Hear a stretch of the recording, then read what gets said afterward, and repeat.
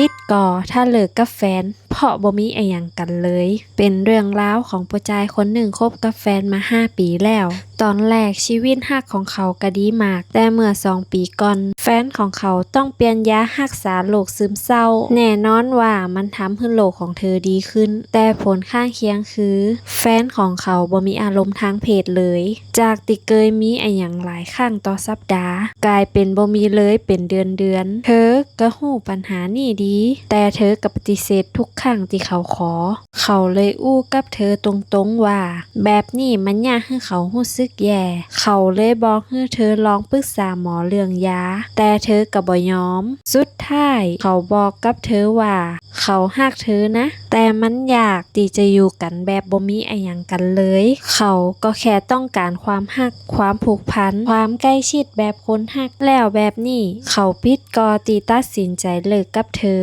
แล้วทุกคนนุคิดเห็นจะได้กับเรื่องนี้ก็คอมเมนต์กันเข้ามาได้เน้อ